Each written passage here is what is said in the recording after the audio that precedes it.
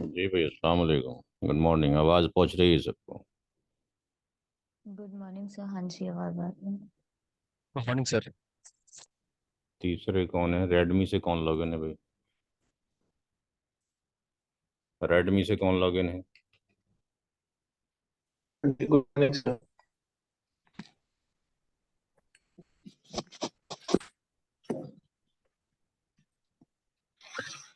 जी, Redmi से कौन login है?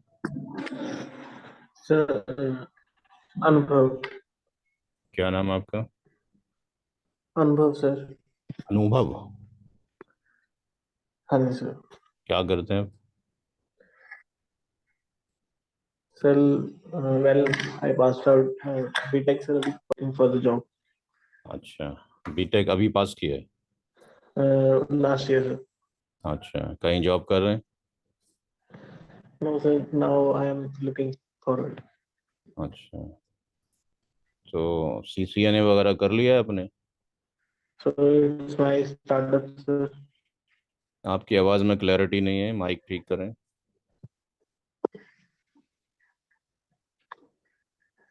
हेलो।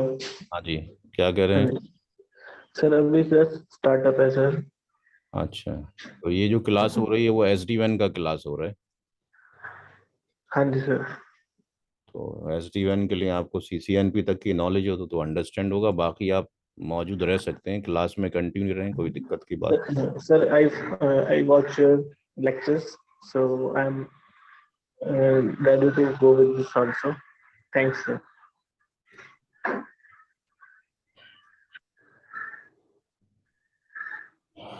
जी, अनुज, अंजू नाम है, अंजू। और क्या हाँ नाम जी सर। है? और दूसरा क्या नाम है? अभिषेक। हाँ जी सर। चलिए जी, शुरुआत करते हैं। मेरा प्रोफाइल आप लोगों के सामने है, इसको इंट्रोड्यूस कराने की कोई ज़रूरत नहीं है। ठीक है जी, यहाँ से आप पढ़ सकते हैं मेरे बारे में।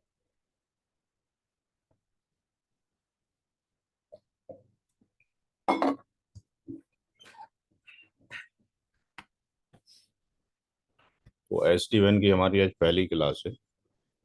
और SD1 शुरू करने से पहले हम बिफोर SD1 डिस्कशन करेंगे कि पुरानी जो टर्मिनोलॉजीज थी वो क्या थी, उनके अंदर कितनी मुश्किलें होती थी, ट्रबल शूटिंग कितनी टफ थी। और नई टेक्नोलॉजी के अंदर हमने पुरानी टेक्नोलॉजी को भी रखा है, बट कुछ एडवांटेजेस के साथ में। तो शुरू करते हैं।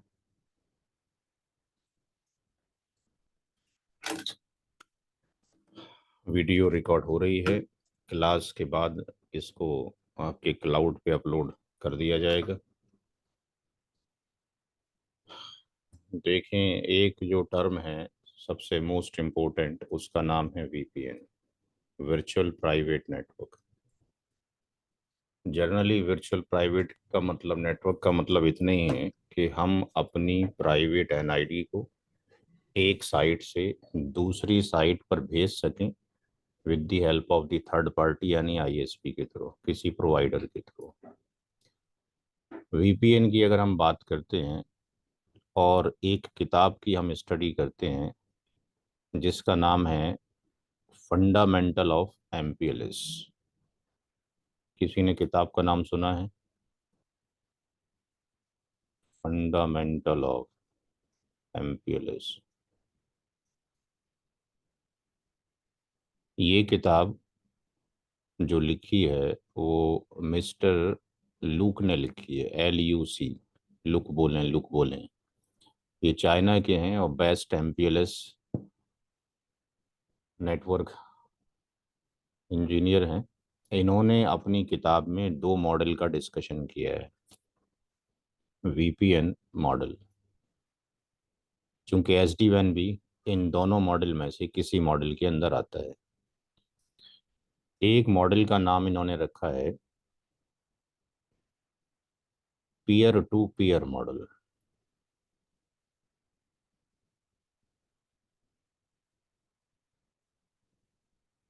और दूसरे मॉडल का नाम है ओवरले मॉडल।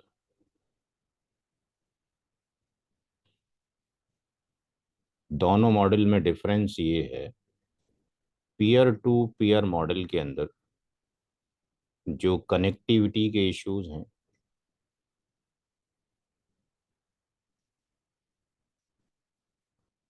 और दूसरे जो कस्टमर की प्राइवेट एनआईडीज के इश्यूज हैं, ये दोनों इश्यूज के लिए रेस्पॉन्सिबल है कौन? आईएसपी। यानी in case of the peer to peer हमारी जो राउटिंग है वो आईएसपी देखता है, उसके अंडर में होती है। इसका जो एग्जाम्पल है वो है एमपीएलएस।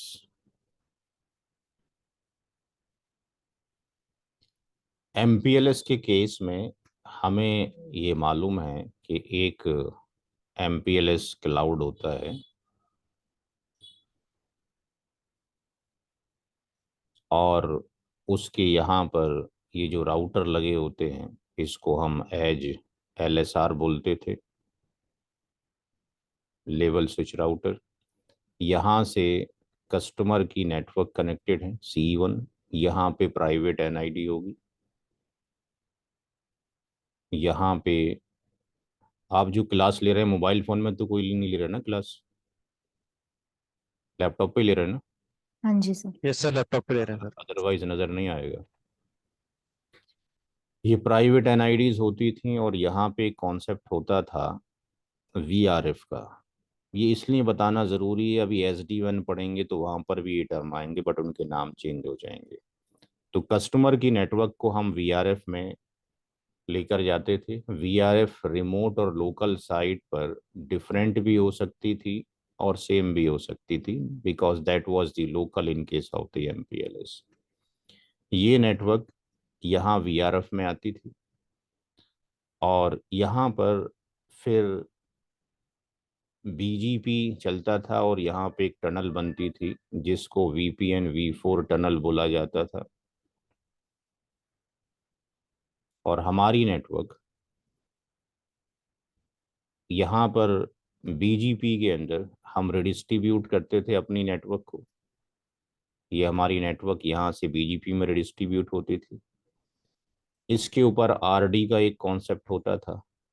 आरटी इंपोर्ट और एक्सपोर्ट का एक कॉन्सेप्ट यूज होता था। वो अप्लाई करने के बाद ये नेटवर्क इस टनल से जाती थी, इसको यहाँ इंपोर्ट किया जाता था, फिर दोबारा इस बीजीपी को आईजीपी के अंदर डिस्ट्रीब्यूट करते थे और ये नेटवर्क आते थे। तो हमारे पास हमारी मल्टीपल ब्रांचेस हो सकती थी। C3 हो सकती थी, CE4 हो सकती थी। तो अगर हम ये चाहते कि हमारी ये वाली जो प्राइवेट NID1 है ये C3 पर जानी चाहिए और यहाँ जानी चाहिए, तो ये पॉलिसीज जो सारी बनाई जाती थी उसके लिए ये ISP रेस्पॉन्सिबल था।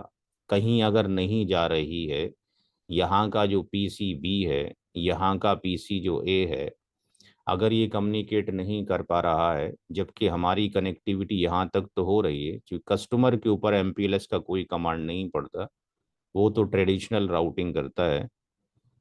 तो यहाँ पर अगर वो नेटवर्क प्रीफिक्सेस नहीं आ रही हैं तो हमें सिंपल सा कॉल ISP को करना होता था, बिकॉज ये जो P राउटर था या एज LSR ये मेन राउटर होता था, सारा कुछ इसी पर ही निर्भर करता था और ये कनेक्टिविटी का इशू भी यही देखता था। तो पीयर टू पीयर मॉडल में MPLS का एग्जाम्पल है जिसमें कनेक्टिविटी और हमारी प्राइवेट NID का एक जगह से दूसरी जगह जाना ये ISP के ऊपर डिपेंड था और ये इन पे इंपोर्ट एक्सपोर्ट के फंडामेंटल पे एग्जिस्ट करता था। ओवरले मॉडल के अंदर जो कॉन्सेप्ट दिया गया उसमें ये कहा गया कि केवल जो कनेक्टिविटी का इशू है, चाहे वो वायर के साथ में हो या वायरलेस के साथ में हो, इसके लिए ISP रेस्पॉन्सिबल है। अगर कनेक्टिविटी नहीं हो पा रही है एंड टू एंड तो उसके लिए ISP रेस्पॉन्सिबल है, वो देखेगा कनेक्टिविटी क्यों नहीं हो पा रही है। लेकिन प्राइवेट नेटवर्क आईडी के इश्यूज, जो कस्टमर की जो प्राइवेट एनआईडीज थी, इनके जो भी इश्यूज थे, इसमें जो कस्टमर है वो खुद रिजॉल्व करेगा। Customer will take the action. इसमें कस्टमर ने एक्शन लेना है, इसमें आईएसपी का कोई रोल नहीं है। आईएसपी ने कनेक्टिविटी प्रोवाइड कर दी, काफ़ी है। इस ओवरले मॉडल के बहुत सारे एग्जाम्पल्स हमारे पास मौजूद हैं। एक एग्जाम्पल तो इसका होता था स्टार्टिंग में, जिसको फ्रेम रिले कहा जाता था। फिर एक एग्जाम्पल है जीआरई इसी का एग्जाम्पल डीएमवीपीएन है, और इसी का एग्जाम्पल एसडी वैन है। तो हम इस तरीके से इसको अगर थोड़ा थोड़ा इंट्रोडक्शन देते चलें तो फिर एसडी वैन समझ में आना शुरू हो जाएगा। तो ये जो एमपीएलएस आपने पढ़ा, ये वीपीएन तो था, बट एमपीएलएस अनसिक्योर है। एमपीएलएस अनसिक्योर है, इसमें सिक्योरिटी नहीं है। इसमें पैसा तो आपका कम खर्च हो रहा है, क्योंकि एमपीएलएस एक प्राइवेट वैन है। क्योंकि इस वाले इंटरफेस पर मुझे पब्लिक आईपी की ज़रूरत नहीं है, जो कॉस्टली होता है। मुझे प्राइवेट आईपी एड्रेस ही यहाँ पे चाहिए, और प्राइवेट आईपी एड्रेस आपको मालूम है फ्री ऑफ कॉस्ट होते हैं।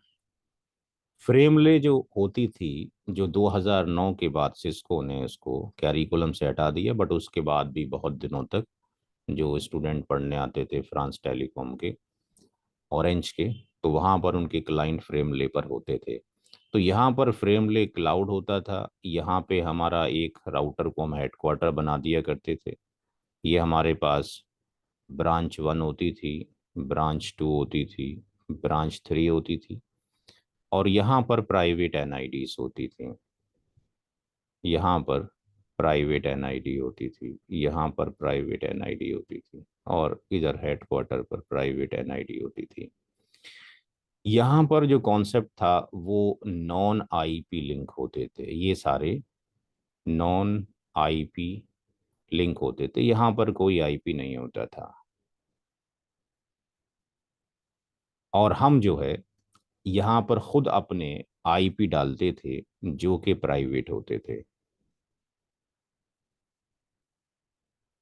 ये हम प्राइवेट आईपी डालते थे सारे, ये सारे प्राइवेट आईपी होते थे। यहाँ पर जो कनेक्शन बनते थे, फिजिकल कनेक्शन तो यही बनता था। लॉजिकल जो कनेक्शन बनते थे, वो 3 कनेक्शन बनते थे, जो आपके एसडी वैन में भी यूज होते हैं। जो लॉजिकल कनेक्शन थे वो 3 बनते थे। एक बनता था जिसको हम बोलते थे hub and spoke, hub and spoke. दूसरा बनता था फुल मैश। तीसरा होता था पार्शियल मैश। ये जो लॉजिकल कनेक्शन थे खुद डेवलप नहीं होते थे, यानी जो ये फैब्रिक जिसको एसडी वैन फैब्रिक बोलता है आज की डेट में, ये फैब्रिक यहाँ पे खुद नहीं बनती थी। इसके लिए हमें यहाँ पे कुछ पैरामीटर होता था, इसका नाम होता था DLCI, data link connection identifier. ये 10 बिट का होता था, और ये 0 से लेके 1023 इसके नंबर होते थे। जो डीएलसीआई होता था, ये directly proportional to virtual connection या सर्किटरी होता था। तो हमें इन डीएलसीआई की का कॉस्ट पे करना होता था। हमें इस फ्रेमले क्लाउड के अंदर उसकी मैपिंग करनी होती थी, कौन से इंटरफेस पे अगर ये डेल सी आई आए तो किधर उसको भेजने का है, यानी राउटिंग होती थी डेल सी आई की। बट ये जो फ्रेमले था, ये भी सिक्योर नहीं था, ये भी अनसिक्योर था। काम इसका भी वही था, VPN, basic fundamental, private NID को एक जगह से दूसरी जगह पर भेजना। तो यहाँ पर ये जो कनेक्टिविटी थी, क्योंकि इससे पहले लीज लाइन आया था।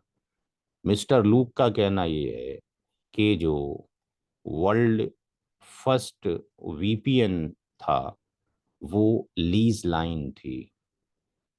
इनकी किताब अगर आप पढ़ेंगे तो पता लगेगा, पहला जो वीपीएन है वो लीज लाइन था। लीज लाइन के अंदर हम हमारे लिए कॉस्टिंग होती थी, क्योंकि डेडिकेटेड एक लिंक होता था फिजिकली। तो उस लिंक की कॉस्ट को कम करने के लिए फ्रेमले का कॉन्सेप्ट आया था कि यहाँ पे फिजिकल कनेक्टिविटी केवल इतनी रहेगी, बाकी वर्चुअल कनेक्टिविटी जो बनेगी वो DLCIC बनेगी। मल्टीपल फिर फ्रेमली क्लाउड्स होते थे, फिर उसके अंदर NNI का कॉन्सेप्ट होता था, नेटवर्क टू नेटवर्क इंटरफेस का।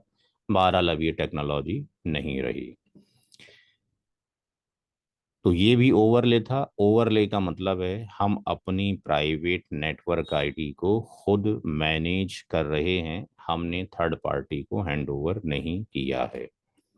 फिर ये जो GRE का जो कॉन्सेप्ट था, GRE लेयर 3 था, पॉइंट टू पॉइंट ये कनेक्शन दे रहा था वर्चुअल। बट इसके साथ में ड्रॉबैक ये थी कि जो इंटरनेट आपके पास क्लाउड होगा, यहाँ पर जो क्लाइंट का CE1 है और उस क्लाइंट का ये CE2 है, यहाँ तो प्राइवेट NID हैं आपके पास, जिसको हमने एक जगह से दूसरी जगह GRE के थ्रू भेजना है। GRE की प्री रिक्विजिट ये होती थी कि भाई यहाँ पर एक टनल बना होना चाहिए। तो ये टनल बनती थी, यहाँ पे टनल इनके बीच में बनानी होती थी। लेकिन टनल के जो सोर्स होते थे और टनल के जो डेस्टिनेशन होते थे, ये सोर्स आईपी, ये डेस्टिनेशन आईपी, और यहाँ से ये सोर्स आईपी और ये डेस्टिनेशन आईपी, ये पब्लिक स्टैटिक आईपी होना ज़रूरी था। तो अगर आपके पास केवल 2 ही ऑफिस थे तो ठीक था, लेकिन अगर इसको हेड क्वार्टर मान लिया जाए और फिर यहाँ पर ये मल्टीपल ब्रांचेस हमारी हो जाएं, तो जितनी भी आपके पास ये ब्रांचेस बढ़ती चली जाएंगी, हर एक के ऊपर मुझे पब्लिक स्टैटिक आईपी यहाँ पे ज़रूरत पड़ेगी, जो कॉस्ट को इंक्रीज करेगा। तो GRE के अंदर कॉस्ट जो है बढ़ती चली जाती थी। दूसरा चीज़ GRE के अंदर, जब हम टनल बनाते हैं तो टनल इंटरफेस आता है, उस पर तो प्राइवेट IP एड्रेस पड़ता है, टनल सोर्स और डेस्टिनेशन पब्लिक पड़ते हैं। फिर यहाँ पर हर एक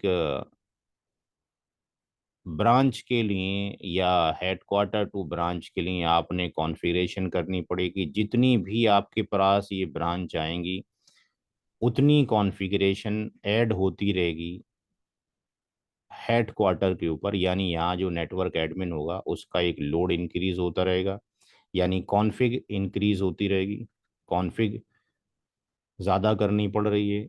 और जो राउटर का जो रिसोर्स है वो आपके पास ज़्यादा यूज़ हो रहा है। इन सब को मिनिमाइज करने के लिए कॉन्सेप्ट आया फिर DMVPN का। GRE भी अनसिक्योर है, GRE भी अनसिक्योर है, ये भी सिक्योर नहीं है, ये भी अनसिक्योर है। फिर DMVPN का कॉन्सेप्ट आया। DMVPN ने ये कहा कि जो कॉस्ट है हम इसको रिड्यूस कर देंगे, जो कॉन्फ़िग है इसको रिड्यूस कर देंगे, जो रिसोर्स हमारे डिवाइस यूज़ कर रही हैं इसको हम कम कर देंगे और परफॉर्मेंस अच्छी हो जाएगी। उसके लिए इसने ये कहा कि हम 2 नए प्रोटोकॉल को ऐड करेंगे। एक का नाम MGRE है, जिसको मल्टी पॉइंट GRE कहा जाता है, क्योंकि GRE by default point two point है, इनेबल्ड होती है टनल इंटरफेस के ऊपर। दूसरा कॉन्सेप्ट दिया इसने NHRP का, नेक्स्ट हॉप रिजोल्यूशन या रिजॉल्विंग प्रोटोकॉल। इसने ये कहा कि जो हेड क्वार्टर है, जब हम कनेक्टेड होंगे किसी ट्रांसपोर्ट के थ्रू, यहाँ पर मल्टीपल ब्रांचेस हैं,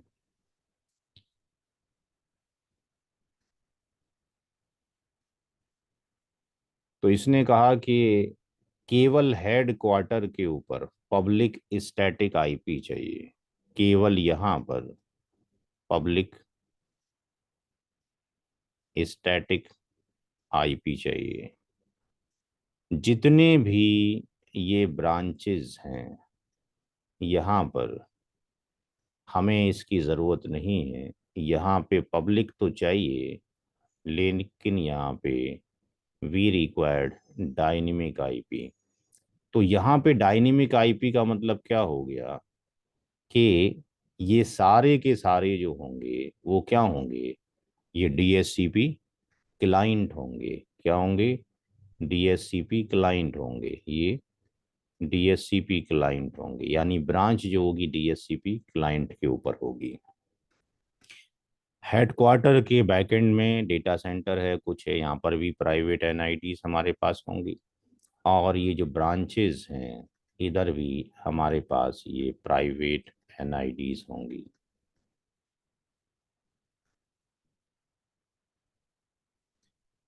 टनल यहाँ पर फॉर्म्ड होगी, ये टनल आपके पास होगी, ये टनल आपके पास यहाँ पर होगी। टनल के जो आईपी एड्रेस हैं वो प्राइवेट आईपी एड्रेस होंगे।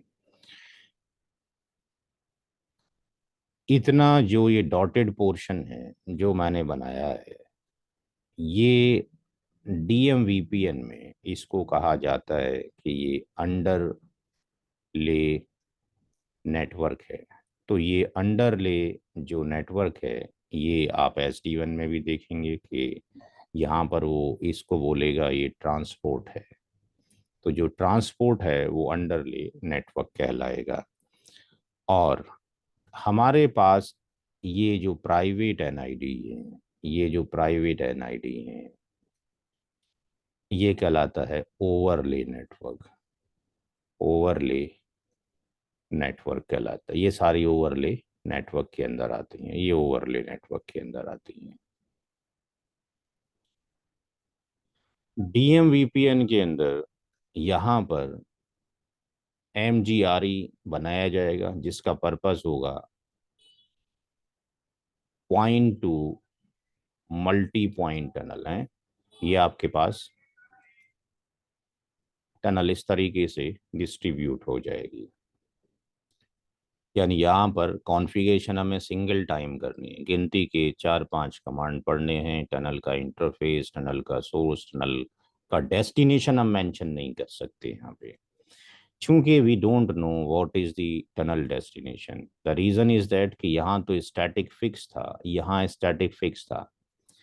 ब्रांच के साइड से तो बड़ी आसानी है, हर एक ब्रांच ये लिख सकती है कि टनल ये हो गया, वो टनल का आईपी एड्रेस डाल सकती है जो प्राइवेट है, वो टनल के सोर्स में उसको अपना सोर्स आईपी एड्रेस, चूंकि डीएससीपी है, लिंक कभी भी डाउन हुआ और डाउन होने के बाद अप आएगा तो ये IP address will get change, बदल जाएगा। तो ब्रांच ये कर सकती है कि भाई मेरा टनल का सोर्स गिग 0 है, तो हम आइडियल रखेंगे सारी ब्रांच के ऊपर ताकि कॉन्फ़िगरेशन में दिक्कत ना हो। डिफरेंट भी हो सकता है, लेकिन टनल आपके पास डेस्टिनेशन इसके लिए तो फिक्स्ड है। फॉर एग्जांपल ये 12111 आईपी एड्रेस है यहाँ पे, इसके लिए तो फिक्स्ड है,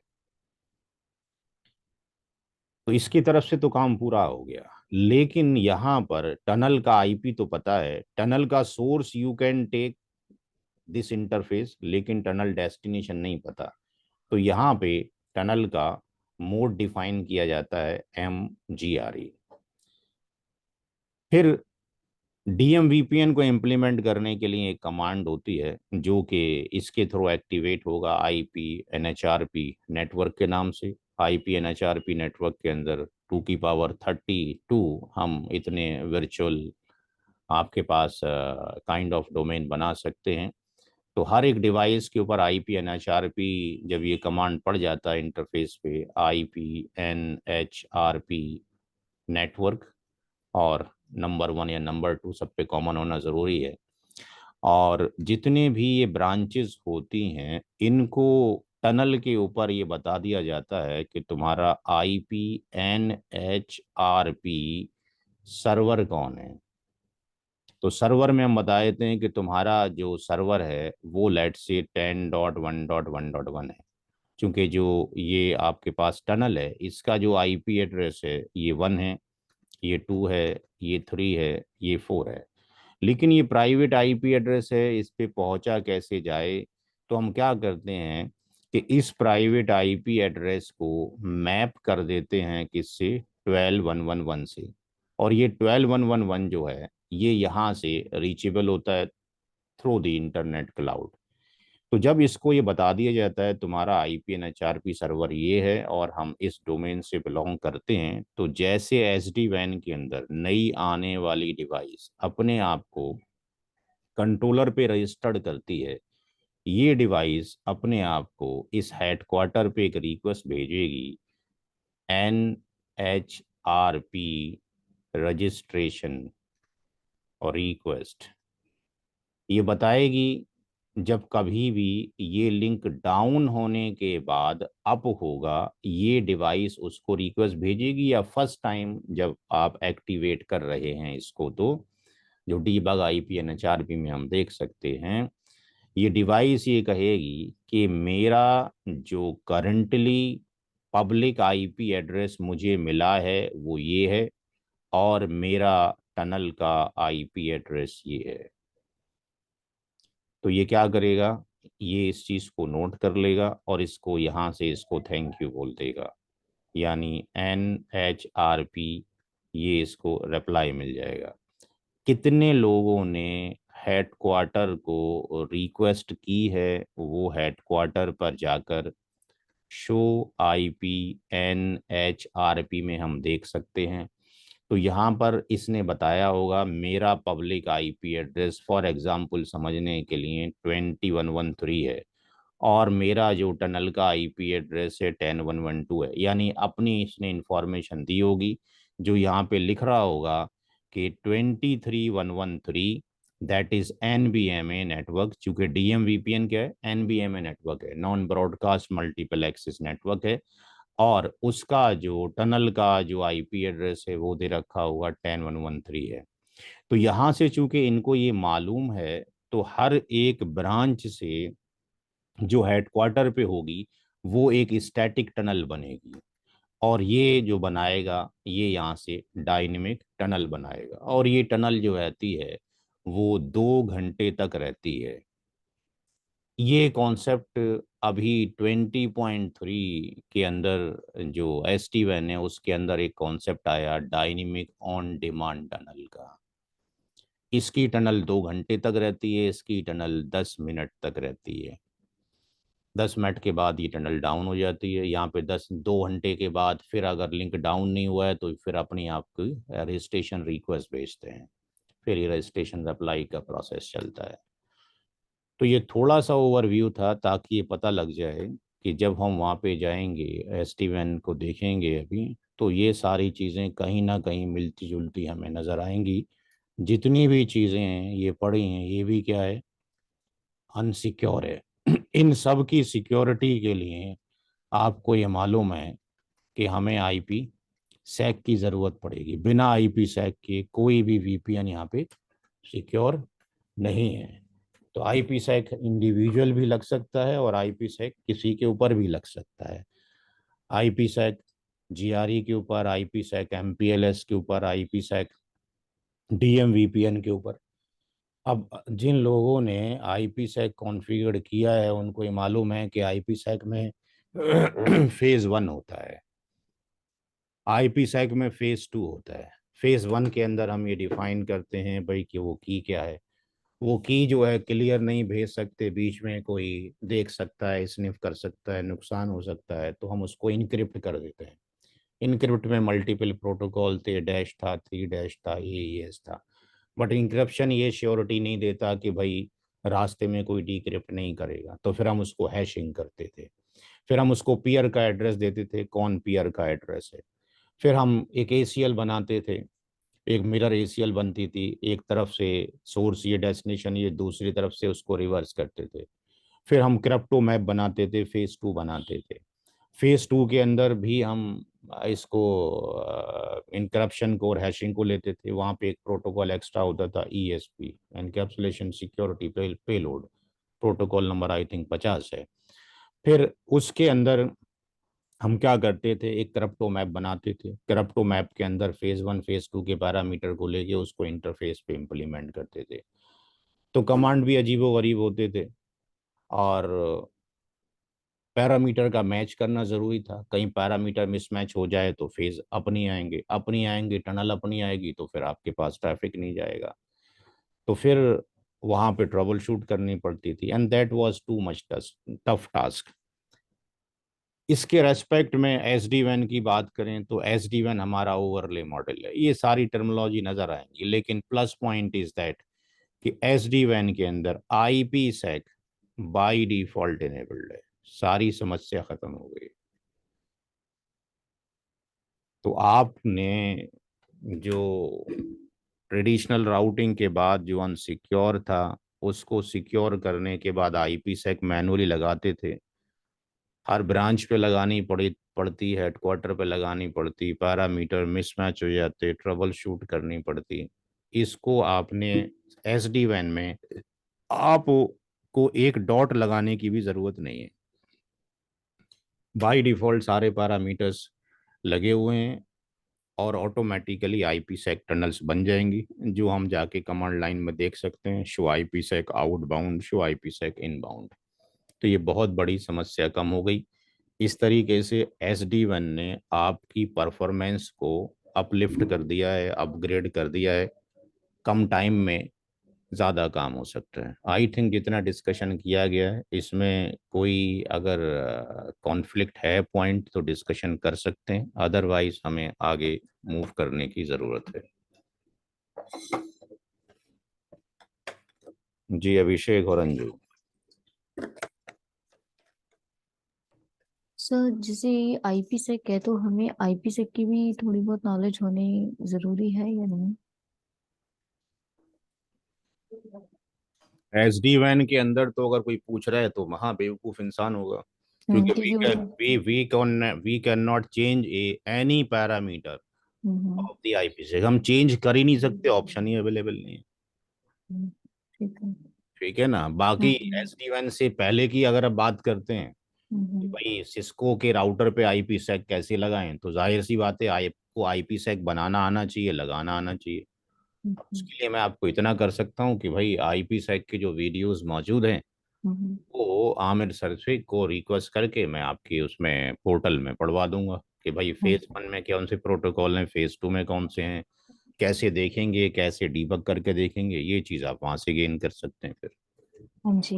हाँ प्लीज हमें वीडियोस प्रोवाइड कर दीजिए। ठीक है, ये चीज़ आप वहां से गेन कर सकते हैं।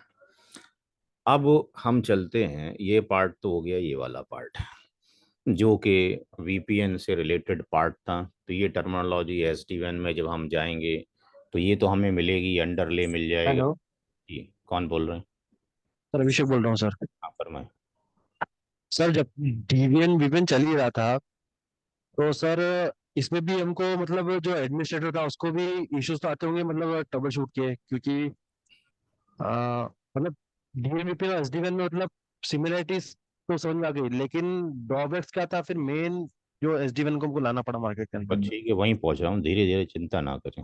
इसलिए मैं डायरेक्टली किसी को SD-WAN पढ़ाते ही नहीं पहले दिन, बेवकूफ़ी है पढ़ाना, कोई फायदा ही नहीं, समझ में नहीं आएगा ना, फिर फायदा क्या है।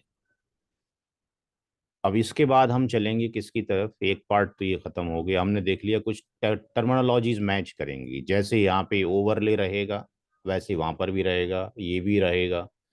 यहाँ MPLS में VRF को देखा था, तो वहां पे जो VRF बन जाएगी वो VPN में चली जाएगी।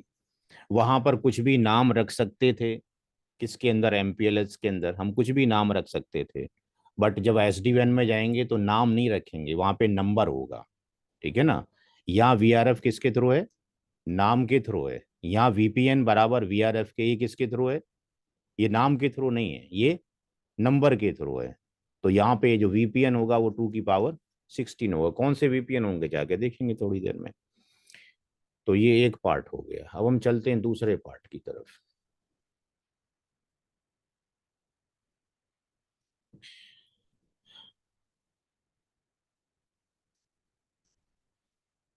ये 3 डिवाइसेस हैं या 4 डिवाइसेस हैं।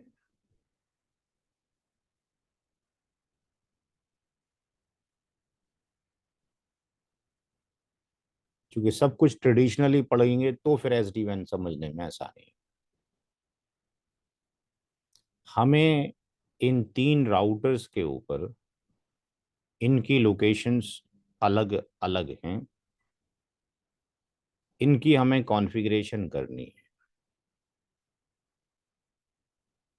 या ये हमारे ऑफिस में कहीं रखे हुए हैं, उनकी कॉन्फ़िगरेशन करनी है। तो सिस्को का जो राउटर है, क्या उसके अंदर बेसिक कॉन्फ़िगरेशन पहले से पड़ी होती है या करनी पड़ती है कंसोल लगा के? करनी होती है कंसोल लगा के। इसको में करनी पड़ती है। बाकी जो आज की डेट में फायरवॉल्स वगैरह आ रहे हैं उसमें कहीं किसी में 192 168 1.1 है, कहीं किसी में 254 है, किसी में 253 है, पड़ा होते हैं आईपी एड्रेस। तो इन तीनों राउटर को अगर हमने कॉन्फ़िग करना पड़े तो कॉन्फ़िग करने के लिए एक तरीका तो ये है कि हम कंसोल के थ्रू करें, और दूसरा ये कि हम रिमोट के थ्रू करें। रिमोट में आप एसएसएच का इस्तेमाल कर सकते हैं। जब तक एसएसएच नहीं आया था आप टेलनेट का इस्तेमाल करते थे, टेलनेट भी आज की डेट में करते हैं, दोनों कर सकते हैं। तो रिमोट के थ्रू अगर हम एक्सेस करना चाहते हैं किसी डिवाइस को, तो हमारे लिए ज़रूरी है कि हमें उसका एक आईपी एड्रेस चाहिए, उसका अगर एक कोई पासवर्ड हो तो। टेलनेट का पासवर्ड होना चाहिए, हाँ, टेलनेट का या एसएसएच के पासवर्ड होने चाहिए, और तीसरा उस मोड में जाने के लिए यानी आपके पास इनेबल पासवर्ड होना चाहिए। जब तक अंदर नहीं जाएंगे हम काम नहीं कर सकते हैं। तो हमारे पास आईपी की कनेक्टिविटी हो, रिमोट लॉगिन आपके पास मौजूद हो अंदर जाने के लिए, ये तो आपके पास वहाँ टर्मिनल पे जाने के लिए हो गए, ये कॉन्फ़िग पे जाने के लिए हो गए। तो चाहें हम ये कॉन्फ़िगरेशन रिमोट के थ्रू करें या कंसोल के थ्रू करें, हम इन तीनों डिवाइस का कौन सा प्लेन हैंडल कर रहे हैं? Management plane. ये मैनेजमेंट प्लेन का पार्ट है। चाहें आप कंसोल के थ्रू करें, चाहें रिमोट के थ्रू करें। अगर आप कोई ट्रैफिक भेज रहे हैं टू दी बॉक्स, अगर ट्रैफिक जो जा रहा है टू दी बॉक्स जा रहा है, या ट्रैफिक जो जा रहा है वो इनसाइड बॉक्स जा रहा है, तो वो मैनेजमेंट का ट्रैफिक है। अगर आपने किसी राउटर को टेलनेट किया, जिसको किया वही टेलनेट होगा, तो ये मैनेजमेंट का ट्रैफिक है। तो मैनेजमेंट का जो भी ट्रैफिक है आपके पास, वो कंसोल के थ्रू भी किया जा सकता है, रिमोट के थ्रू भी किया जा सकता है। अगर ये 3 राउटर्स हों और इसको पैरेलली कॉन्फ़िगर करना हो, तीनों राउटर को पैरेलल कॉन्फ़िगरेशन मुझे करना हो, तो मुझे अपने स्क्रीन के ऊपर 3 या तो कंसोल लगाने पड़ेंगे, कंसोल विंडो चाहिए 3 मेरे को, या मेरे को 3 रिमोट सेशन चाहिए। ऐसे ही होना है कुछ भी? हाँ जी। सर हाँ जी। तो अब ये तो 3 थे, अगर मुझे 10 साइट पे काम करना हो एक साथ, उससे ज़्यादा साइट पे काम करना हो एक साथ, तो मुझे फिर हैंडलिंग करने में दिक्कत होनी है। मैं हैंडलिंग सबको एक साथ करना मेरे लिए मुश्किल है, क्योंकि एक स्क्रीन के ऊपर, जैसे हमने स्टार्टिंग में जब वो लोग जीएनएस पे काम करते थे तो मल्टीपल डिवाइसेस होती थी उनकी, जब कंसोल एक्सेस करते थे तो बार बार कंसोल नीचे चला जा रहा है, वो ऊपर नहीं आ पा रहा है, तो उसको मैनेज करना बड़ा मुश्किल होता था, भाई कौन सा विंडो आ रहा है कौन सा नहीं आ रहा है। तो इनको मैनेज करना टफ टास्क है सबको, क्योंकि हर एक का मैनेजमेंट प्लेन आप इंडिविजुअली कंट्रोल कर रहे हैं। जब हम उसकी बात करेंगे, एस डी वैन की बात करेंगे, तो एस डी वैन में मैनेजमेंट जो प्लेन है इसको जो कंट्रोल करेगा उसका नाम होगा वी मैनेजर। लेकिन इस वी मैनेजर तक इनकी एक्सेस करने के लिए, जैसे कि आपने ये कहा था कि भाई जब ट्रेडिशनल की बात करें तो आईपी एड्रेस होना चाहिए, कुछ पासवर्ड होने चाहिए, लॉगिन के लिए होने चाहिए, तो ये बेसिक प्री रिक्विजिट जो होगा कॉन्फ़िगरेशन वो हमें करनी पड़ती है, या बाय डिफ़ॉल्ट इसके अंदर होती है। जैसे यूज़र नेम SD1 में बाय डिफ़ॉल्ट क्या होते हैं, एडमिन एडमिन होते हैं, चेंज भी किए जा सकते हैं। रीचेबिलिटी हम प्रोवाइड करके रखते हैं, क्योंकि मल्टीपल लोकेशंस हैं एक जगह से दूसरी जगह पर, तो वो रीचेबिलिटी नहीं होगी तो फिर हम उसको मैनुअल भी एक्सेस नहीं कर सकते थे, तो ऑटोमेटिकली कैसे एक्सेस कर लेंगे। इसी तरीके से वहां पर जो हम मैनुअली टेलनेट करते थे, यहाँ पे ये ऑटोमेटिकली उसके सेशन बना के रखेगा, यानी टनल बना के रखेगा जो हमारे GUI मोड में आएंगी। तो जितनी भी डिवाइसेस होंगी एक ही स्क्रीन के ऊपर, एक ही वेब पेज के ऊपर हमें नजर आ जाएगा कितनी डिवाइसेस हमारे साथ में कनेक्टेड हैं। जिस डिवाइस पे हम जस्ट क्लिक करेंगे उस डिवाइस का जो पोर्शन देखना चाहेंगे वो हमें विजुलाइज हो जाएगा। तो एक ही जगह से हम इसकी कॉन्फ़िगरेशन करेंगे, कैसे करेंगे वो हम देखेंगे फिलहाल। जैसे कि यहाँ पर इस डिवाइस का अगर हमें कोई एक IP एड्रेस मिल गया ये वाला अंदर जाने के लिए, अब ये 3 कॉन्फ़िगर करने पड़े, तो CLI से हम 3 कॉन्फ़िगर कर रहे थे, यहाँ पे उस चीज़ को GUI के थ्रू एक ही प्रोसेस में कैसे कॉन्फ़िगर करेंगे, जब कॉन्फ़िगर करेंगे तो समझ में आएगा। तो मैनेजमेंट जो है वो एक किसी कंट्रोलर को दे दिया जाएगा, किसी एक डिपार्टमेंट को दे दिया जाएगा।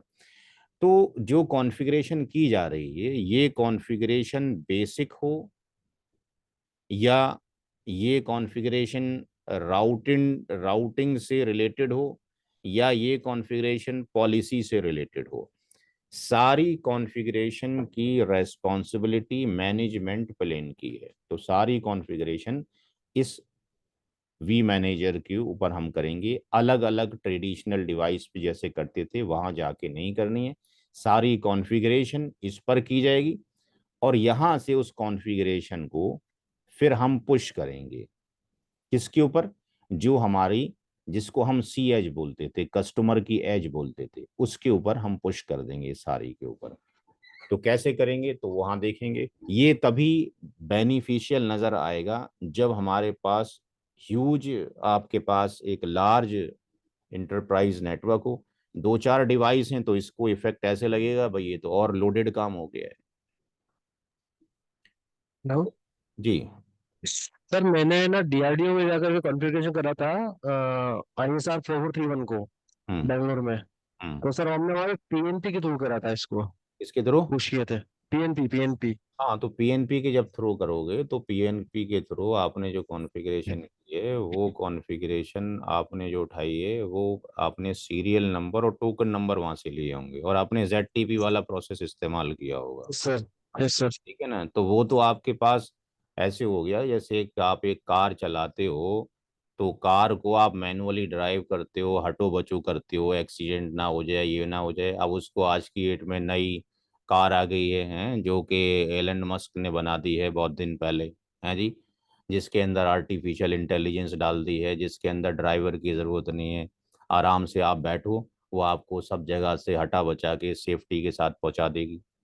तो ZTP ऐसी तो काम कर रहे हैं, और क्या कर रहे हैं, कुछ कर ही नहीं रहे ना, अब दरवाजा खोल के बैठ जा रहे हो ना, बस इतना ही कर रहे हो ना। डिवाइस भी नहीं आएगी तो आप लगाओगे तो सही ना हाथ से जाके। मैं कह रहा था एक बार उसको भी थोड़ा ब्रशअप करवा दीजिएगा, क्योंकि मैं भी हाँ। थोड़ा भूल गया उसको। हाँ तो वो जो थियोरेटिकल कॉन्सेप्ट है वो हम करवा देंगे। पहले हमें ये पता हो कि हम जो है मैनुअली जितना वर्कआउट कर रहे थे, तो फिर उसको ZTP को समझना आसान हो जाएगा, करा देंगे उसको भी, लेकिन उसकी लैब पॉसिबल नहीं चूंकि हार्डवेयर पर ही होनी है। Yes sir, yes. दूसरा ये काम था कि जब आपने यहाँ पे कॉन्फ़िगरेशन कर दी राउटिंग में, फॉर एग्जांपल आपने इन तीनों डिवाइसेस के ऊपर अगर मुझे OSPF लगाना पड़ता तो हर एक डिवाइस पे जाके अलग अलग मुझे router OSPF 10 then network ID, then wild card mask, then area लिखना पड़ता। एसडी वैन का बेनिफिट तभी है जब कॉन्फ़िगरेशन आइडियल हो। किसी ने बीजीपी के अंदर आई बीजीपी पेयरिंग पढ़ी है? बीजीपी के अंदर आई बीजीपी पेयरिंग पढ़ी है आपने? हाँ जी सर। तो आईबीजीपी पेयरिंग का बेनिफिट तब है जब जितने राउटर उस एएस के अंदर हों उस पे सेम पॉलिसी लगानी हो। जैसे अगर 30 राउटर हो, 30 पे नेक्स्ट ऑफ सेल्फ कमांड डालना हो तो 30 कमांड डालने पड़ेंगे। अगर मुझे 30 राउटर पे पासवर्ड लगाना हो तो 30 लाइन पासवर्ड डालने की लगेंगी। मुझे अगर किसी राउट फिल्टरिंग करनी है तो 30 बार डिस्ट्रीब्यूट लिस्ट लगानी पड़ेगी 30 नेबर के लिए। मुझे अगर आपके पास वहां पे अपडेट सोर्स लूपबैक 0 कमांड डालनी है तो 30 बार डालनी पड़ेगी। लेकिन अगर मैं एक काम करूं कि एक इनका ग्रुप बना लूं, आईबीजीपी पेयर ग्रुप, और ये जो 4 कमांड बोले मैंने, ये चारों कमांड आईबीजीपी पेयर पे अप्लाई कर दूं, तो जो 4 कमांड मैंने बोले 120 कमांड बन गए जाके। 120 और एक रिमोट एएस का हो गया, तो 3 पंजे 15, 150 कमांड हो गए। इन 150 कमांडों की जगह कुछ कमांड लिख के जाएंगे। एक मैंने कमांड आईबीजी पेयर का डाल दिया। आईबीजी पेयर का नाम जब दे दिया तो अब मैं रिमोट एएस भी आईबीजी पेयर ग्रुप पे लगाऊंगा, अपडेट सोर्स लूपबैक 0 भी उसी पे लगाऊंगा, मैं पासवर्ड भी उसी पे लगाऊंगा, नेक्स्ट ऑफ सेल्फ भी उसी के ऊपर लगाऊंगा, डिस्ट्रीब्यूट लिस्ट भी उसी पे लगाऊंगा। तो ये 5-6 कमांड मैंने चलाए सिर्फ। अब मेरे 30 नेबर थे, इस पांचों कमांड का नाम मैंने आईबीजीपी ग्रुप दे दिया। अब मैंने 30 नेबर स्टेटमेंट की कमांड डाल दी, बीजीपी नेबर 111 और आईबीजीपी पेयर लगा दिया। तो मेरे पास 30 कमांड वो और 6 कमांड ये, 36 कमांड में काम हो जाएगा, जहां पर 150-200 कमांड चलानी पड़ रही थी। तो ये बेनिफिट तभी है जब कॉन्फ़िगरेशन आइडियल हो। ऐसे ही जब हम एसडी वैन की बात करेंगे तो ये जो इंटरफेस आप देख रहे हैं, अगर इसका ये इंटरफेस गिग 0/0 है तो ये इंटरफेस भी गिग 0/0 होना चाहिए। अगर इसका ये इंटरफेस ईथरनेट है तो ये सबका इंटरफेस क्या होना चाहिए? ईथरनेट ही होना चाहिए, ताकि जब हम कॉन्फ़िगरेशन करेंगे तो इनके क्या बनाए जाएंगे, कॉन्फ़िगरेशन के लिए टेम्पलेट बनाए जाएंगे। टेम्पलेट में हम ये डिफाइन करेंगे कौन सा इंटरफेस है, लैन का इंटरफेस, ओवरले का इंटरफेस कौन से, और अंडरले के इंटरफेस कौन से। उनके वीपीएन सेम होने चाहिए। इसका भी अगर VPN2 है तो इसका भी VPN2 होना चाहिए, इसका ही VPN2 होना चाहिए। तो अगर मैंने एक डिवाइस के लिए टेम्पलेट बना लिए, अब चाहे 1000 डिवाइस आ जाएं, I will not change the template. वो टेम्पलेट वैसी रहेगा। जितना वक्त मुझे एक डिवाइस के टेम्पलेट बनाने में लगा है, अगर 10 मिनट लगे या 15 मिनट लगे, तो अब 1000 डिवाइस भी आती हैं तो मुझे अब 16वां मिनट उस पर खर्च नहीं करना है। उतने ही टेम्पलेट बने हैं, वो केवल पुश करने हैं। तो मुझे जो है कॉन्फ़िगरेशन में अगर ओएसपीएफ लगाना है तो ओएसपीएफ हम एक जगह लगाएंगे यहाँ पर, और उसको जिस डिवाइस पर चाहेंगे उस डिवाइस पे पुश कर देंगे। क्योंकि यहाँ पे नेटवर्क आईडी का कॉन्सेप्ट नहीं है। जैसे राउटर ओएसपीएफ 10 ये भी नहीं लिखना है मुझे ओएसपीएफ को सिलेक्ट करना है। ओएसपीएफ का प्रोसेस लग गया, यानी राउटर ओएसपीएफ 10 हो गया। मुझे नेटवर्क आईडी लिखनी होती थी, मुझे वाइल्ड कार्ड मास्क लिखना होता था, मुझे एरिया लिखना होता था। यहाँ पे एरिया आएगा, मुझे एरिया को सिलेक्ट करना है 012, मुझे इंटरफेस को सिलेक्ट करना है बस। तो यहाँ आसान ज्यादा है कॉन्फ़िगरेशन या ट्रेडिशनल में आसान ज्यादा है? जी भाई, एसडी वैन में इजी है। एसडी वैन में इजी है। यहाँ पे पढ़ा लिखा बंदा नहीं चाहिए। आज की डेट में जितने भी, एक तो स्टूडेंट कॉलेज से पढ़ के नहीं आते ना टीचर पढ़ाते, दोनों तरफ ही ड्रॉबैक्स होती चली जा रही हैं। इंडस्ट्री ये चाहती है कि एक वो बंदा चाहिए जिसको ये आता हो, इंग्लिश आती, बात समझ में आ रही है, अंग्रेजी में बोलना आता हो, जितनी तरीके से अच्छी तरीके से वो कस्टमर को मोल्ड कर सकता है, सेटिस्फाई कर सकता है। क्योंकि इम्प्लीमेंट करने के लिए हमें एक पैटर्न दे दिया गया, ऐसे ही करना है। हमें ये भी नहीं पता था कि इसके पीछे चल क्या रहा है। जो लोग SD-WAN पे काम कर रहे हैं उनको नेटवर्क आईडी निकालनी आती है, जरा चेक करके देखिए। मैं कुछ सवाल आपको दे दूंगा, देखते हैं कितनी जल्दी निकालते हैं वो लोग, क्योंकि उनको उससे मतलब ही नहीं रहा। ट्रबल शूटिंग की दिक्कत ही नहीं हो रही, क्योंकि नेटवर्क ट्रेडिशनल के अंदर आपको नेटवर्क आईडी, अगर मैंने यहाँ पर ये एक नंबर मैंने लिख दिया और यहाँ पर मैंने कहा इसकी मास्किंग जो है 22 है, इसकी नेटवर्क आईडी बताया कोई जल्दी से क्या होगा? ये भाई राउटर में जैसे ही आप ये IP डालोगे और मास्क डालोगे तो क्या वो नेटवर्क आईडी कैलकुलेट कर लेगा राउटर? ये नहीं करेगा। क्यों भाई? सिस्को का राउटर क्यों नहीं करेगा भाई? आपने इंटरफेस पे जाके लिखा, इंटरफेस पे जाके IP एड्रेस 212.119.47.21 मास्किंग 255.255.252.0 एंटर। जैसी करने के बाद शो IP राउट डालोगे वहां पे सी से नजर नहीं आती? हाँ आती है। तो वही मैं कह रहा हूँ, मैंने आपके पास ये लिखा और मैंने आपको दिया। क्योंकि अगर आप ट्रेडिशनल राउटिंग की बात करते हैं तो आपको राउटर OSPF में इसकी नेटवर्क आईडी डालनी है, इसका वाइल्ड कार्ड मास्क डालना है। तो इसकी नेटवर्क आईडी क्या होगी? निकाल सकते हो आप 1 मिनट में, 2 मिनट में? या टफ टास्क के बंदे के लिए निकालेगा तो फिर गड़बड़ हो जाएगी। हत्ता कि ये भी निकालना लोगों के लिए मुश्किल होता है कि 22 बिट है तो इसको डेसिमल डॉट में क्या लिखेंगे? क्या लिखेंगे डेसिमल डॉट में 22 को? ये भाई अभिषेक और अंजू, स्लैश अगर 22 हो जाए तो कितना लिखोगे जी? अरे बोलो भाई। 255 हाँ, 258 255 आ गया। फिर तीसरे ऑक्टेट में क्या लिखूं? सर वहां पे भी 255 ही आएगा। तीसरे में भी 255 आएगा? तो 24 बिट हो गए यार, ये तो 22 बिट चाहिए थे। तीसरे वाले में 252.0 आएगा। इस पे ब्लॉक साइज कितना होगा? इस पे ब्लॉक साइज कितना होगा? अब ये जो दिक्कतें हैं ये ट्रेडिशनल राउटिंग की दिक्कतें हैं, बात समझ में आ रही है?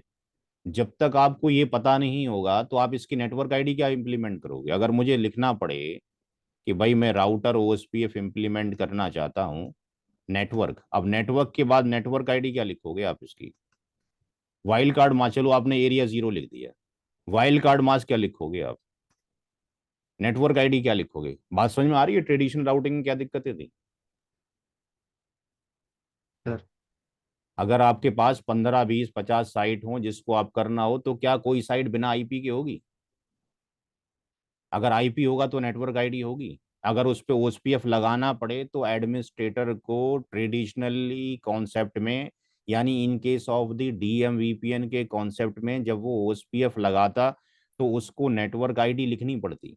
अब नेटवर्क आईडी लिखने के लिए जब शॉर्टकट नहीं पता होंगे, यहाँ पे ब्लॉक साइज 4 होगा, इस 4 से 47 को कट कर देंगे, कितनी बार जाएगा? हाँ जी, 4 ही कम 4 7 आ गया, फिर 4 ही कम 4 कितना बचा? 3 बचा। 11 से इसकी गुणा कर दो, इसकी नेटवर्क आईडी कितनी आ गई? 44 आ गई, 44.0। अब इसका वाइल्ड कार्ड मास क्या होगा? इसका वाइल्ड कार्ड मास 0.0.3.255 होगा। अब जब जो नेटवर्क की टीम है अगर वो DMVPN में काम कर रही होगी या MPLS में काम कर रही होगी तो वो क्या करेगी कि इसका नेटवर्क आईडी निकालने में वक्त लेगी, वाइल्ड कार्ड में वक्त लेगी, तो टाइम लग रहा है ना। और जो SD-WAN पे काम कर रहा है वो क्या कर रहा है?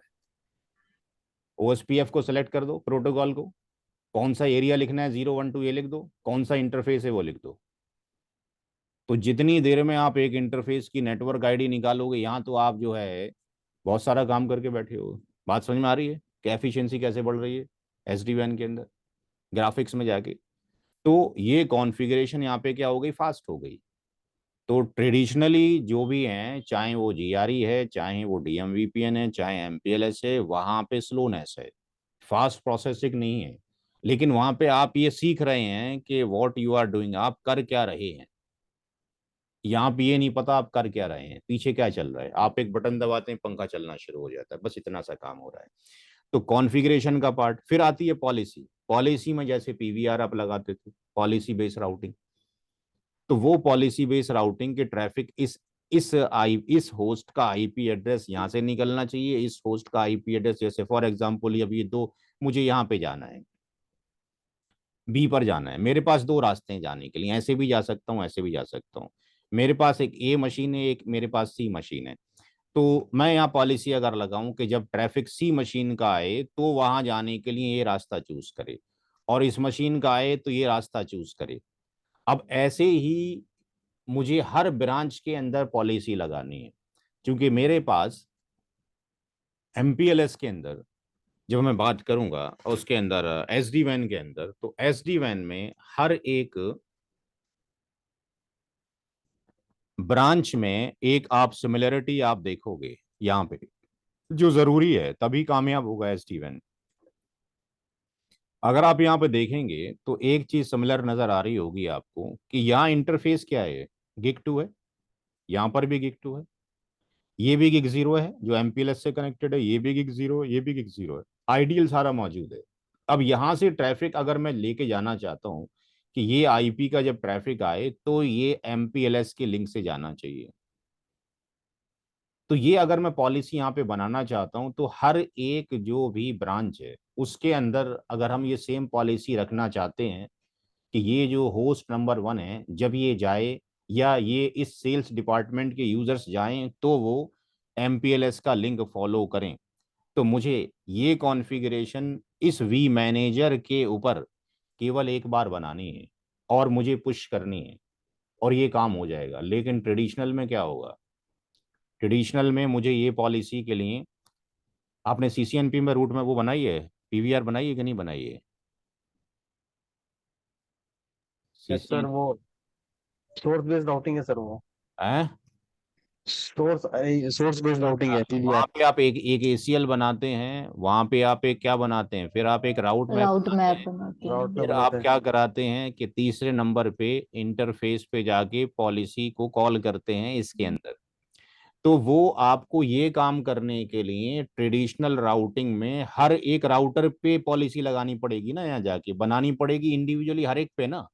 ऐसा तो नहीं होगा ना यहाँ से उठा के कॉपी पेस्ट मार दोगे उठा के आप, और कॉपी पेस्ट भी करोगे तो हर एक पे पेस्ट करना पड़ेगा ना आपको। तो एक ही बार में पेस्ट हो जाएगी। कोई कमांड है सिस्को के राउटर में, सिस्को के राउटर में कोई ऐसा कमांड है कि एक राउटर पे जो कॉपी था सब पे पेस्ट हो जाएगी एक बार में, ऐसा कोई नो। कमांड है? नो। नो।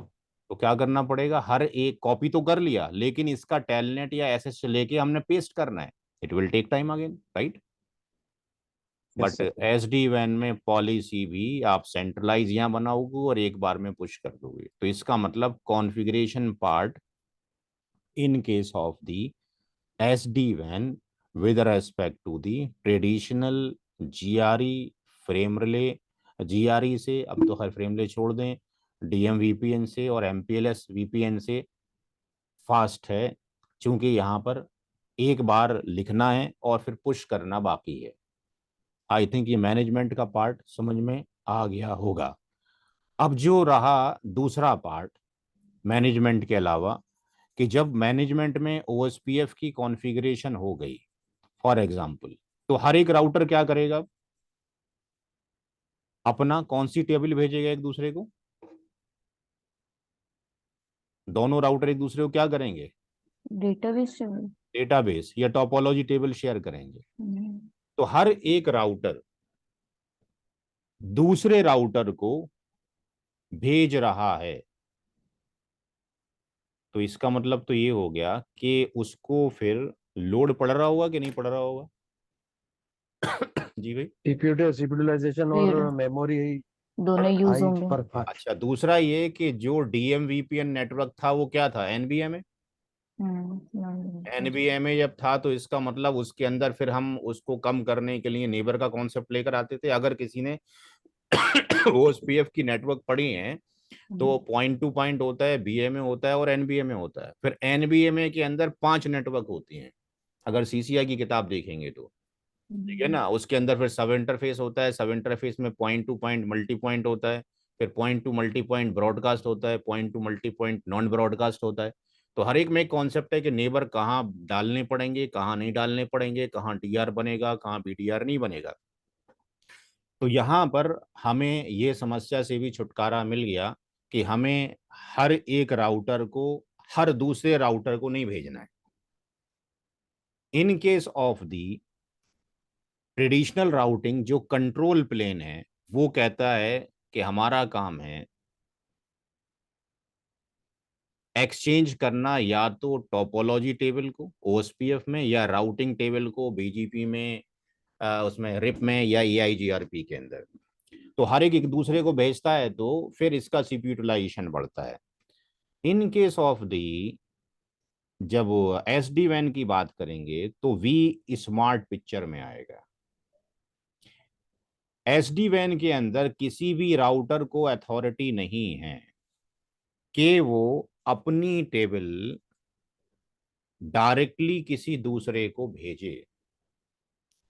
वहां पर एक कॉन्सेप्ट बनाया गया कि हम अपनी इंफॉर्मेशन जो भी राउटिंग लगाई गई है, यहां पर जो भी ओएसपीएफ लगाया गया है, हम चाहते तो इन ओएसपीएफ को, चूंकि ये ट्रांसपोर्ट से डायरेक्टली कनेक्टेड है, यूं भी भेज सकते थे, लेकिन हम ऐसा नहीं करेंगे। ये सारे लोग अपनी इंफॉर्मेशन किसको भेजेंगे? कंट्रोलर को, वी स्मार्ट को।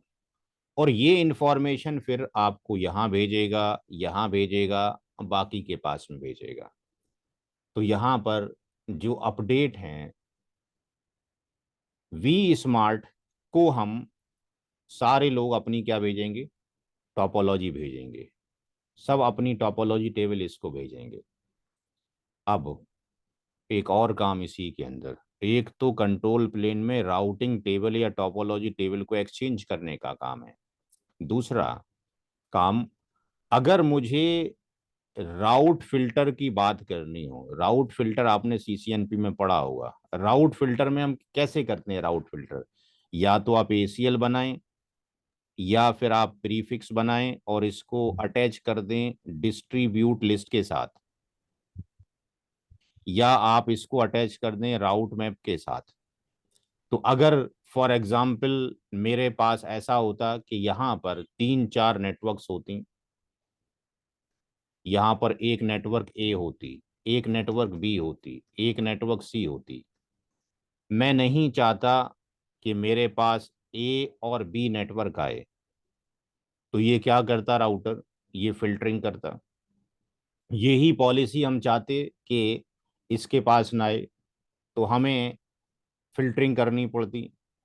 जितनी ब्रांचेस होती हर एक के कंसोल लेकर वहां पे एसीएल लगाना पड़ता, ये करना पड़ता, ये करना पड़ता, और फिल्टरिंग करनी पड़ती। यहाँ पर हमें ये काम करने की ज़रूरत ही नहीं है। इस राउटर ने जब अपनी इंफॉर्मेशन इसको भेज दी, तो इसके पास ए बी सी तीनों आ गया। बट ए और R1 और R3 और बाकी लोग नहीं चाहते कि हमारे पास ये आए और ये आए, तो हम रूट फिल्टरिंग इस पे अप्लाई करेंगे। कहाँ अप्लाई करेंगे? वी स्मार्ट के ऊपर। तो जब ये भेजेगा लोगों को, तो केवल वी भेजेगा, बाकी वो नहीं भेजेगा।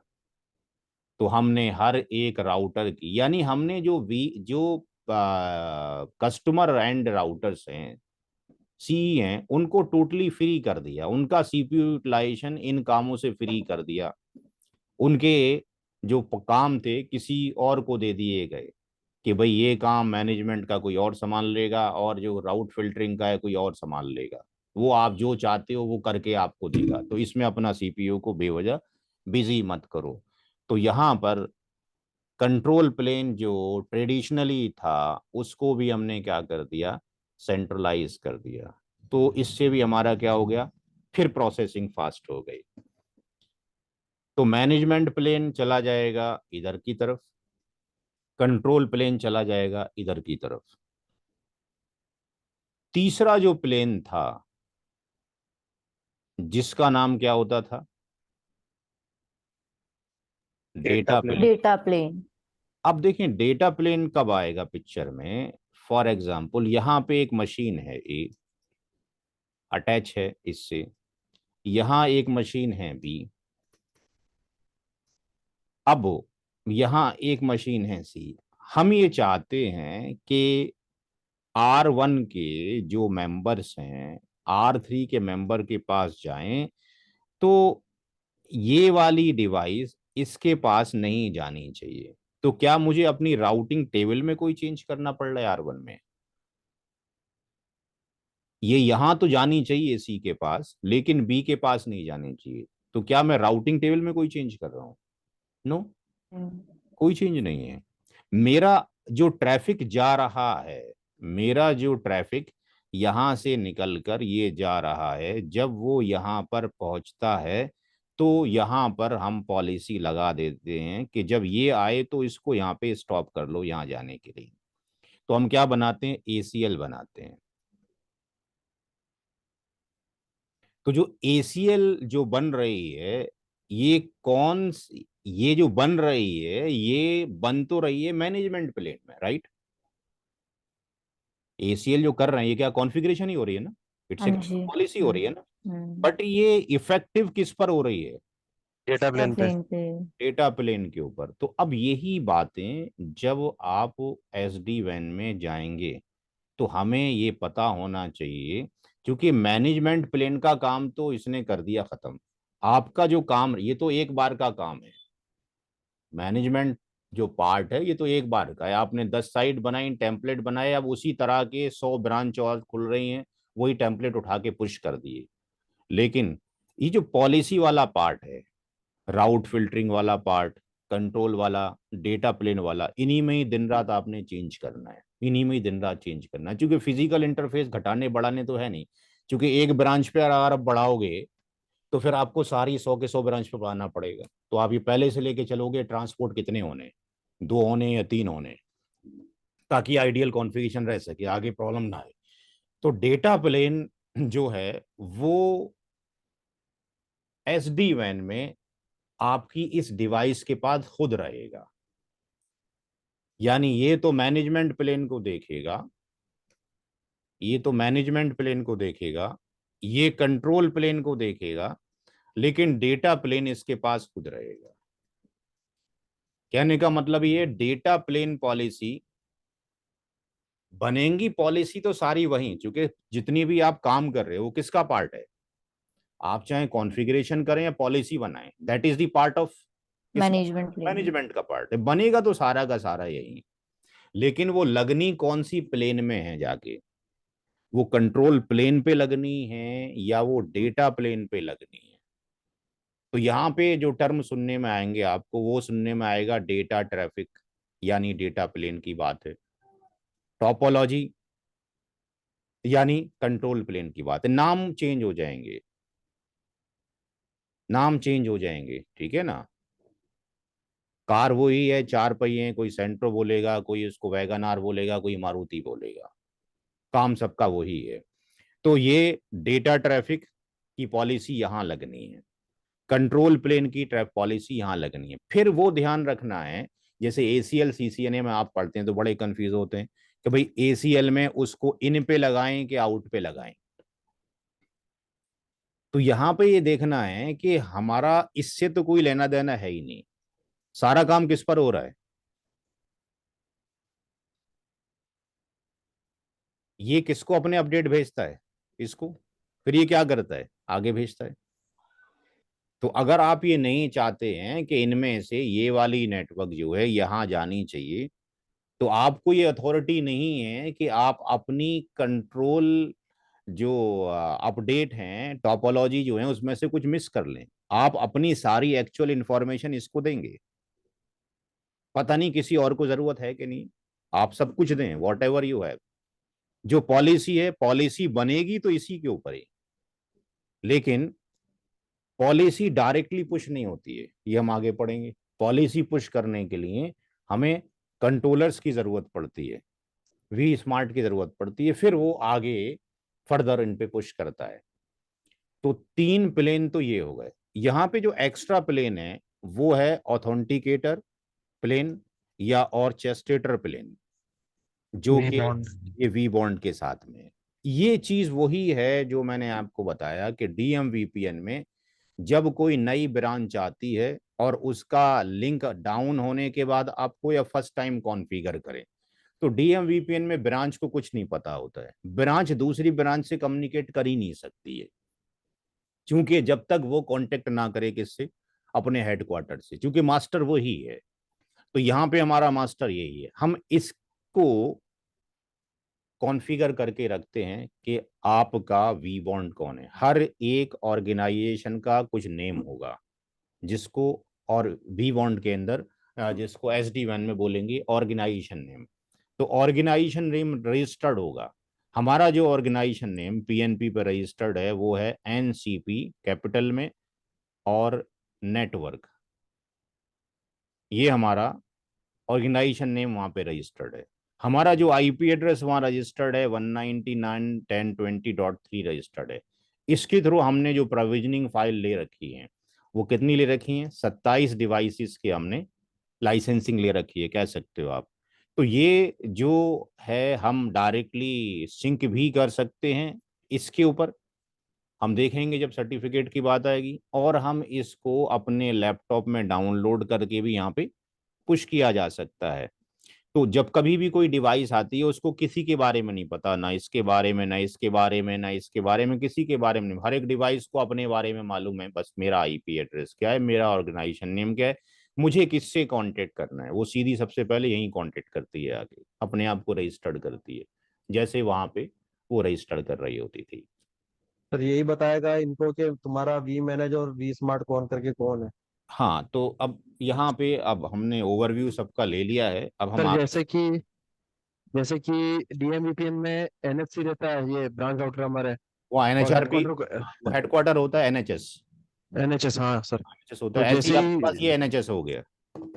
जी जी। तो उसमें दो तरह की रिक्वेस्ट होती है, एक तो रजिस्ट्रेशन रिक्वेस्ट होती है, फिर आपके पास जो दूसरा स्पोक होता है उसको रिजॉल्व करने के लिए रिक्वेस्ट होती है। पहले तो अपने आप को रजिस्टर्ड करेगा, फिर डेटा ट्रैफिक के लिए वो जाने की रिक्वेस्ट करेगा, तो फिर उसकी रिजॉल्विंग अलग होगी। अब हम लिखते हैं सारी चीज़ों को जो हमने डिस्कशन किया है। ये डिस्कशन इसलिए किया गया कि ताकि एक ओवरव्यू बन जाए, कॉन्सेप्ट समझ में आ जाए।